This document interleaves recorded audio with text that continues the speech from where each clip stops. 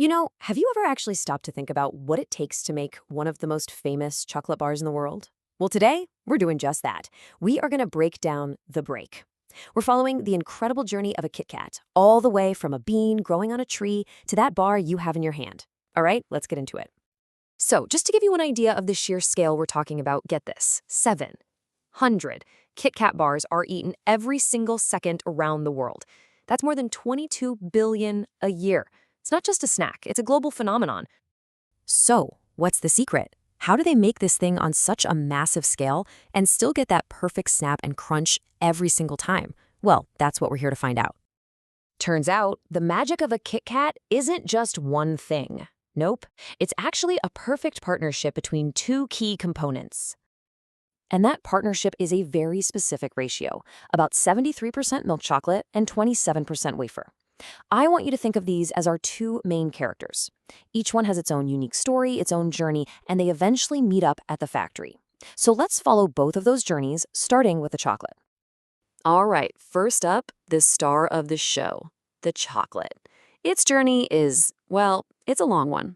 It's complex, and it starts thousands of miles away from any factory floor.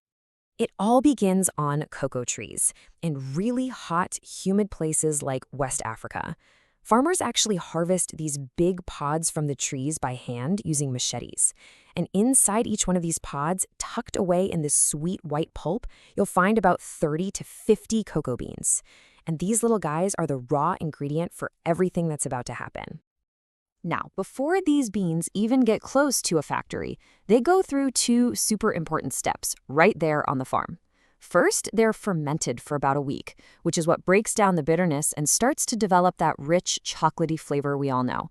Then, they're laid out to dry in the sun for another week. Only after all that are they finally ready to be shipped off.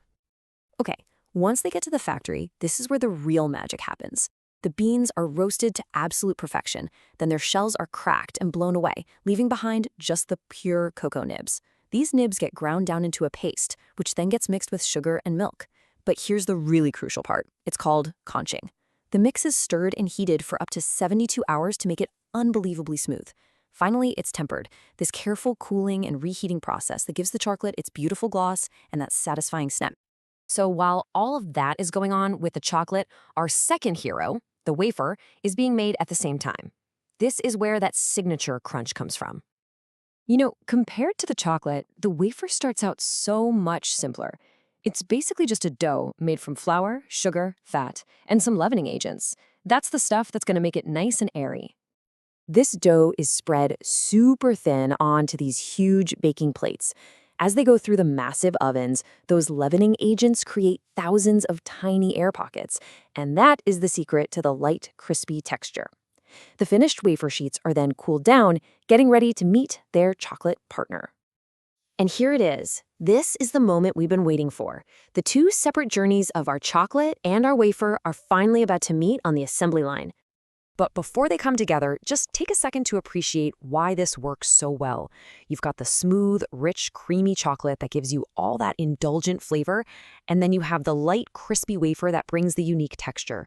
Honestly, it's that contrast that makes a KitKat a KitKat. The assembly line is moving incredibly fast. First, a chocolate cream is spread between layers of those wafer sheets. They're pressed together and then sliced into the bars we all recognize. Then comes the best part. The bars pass through a literal waterfall of that perfectly tempered milk chocolate, coating every last bit. And to finish it off, they travel through a long cooling tunnel to set the chocolate, locking in all that freshness and crunch. So the bar is pretty much complete, but its journey isn't quite done yet. There are a couple of final, really important steps before it's ready for you to have a break. At unbelievable speeds, automated machines wrap every single bar in that iconic red foil, sealing it up tight to protect it from air and moisture. This is so important because it makes sure the bar is just as fresh and crispy when you open it as it was the moment it left the factory. The wrapped bars are then boxed up, stacked on pallets, and shipped out to warehouses. And finally, to the stores right near you. So the next time you grab one off the shelf, you'll know the incredible global journey it's been on just to get there. When you think about it, behind one of the world's simplest pleasures is this amazingly complex process. It's a journey that spans entire continents.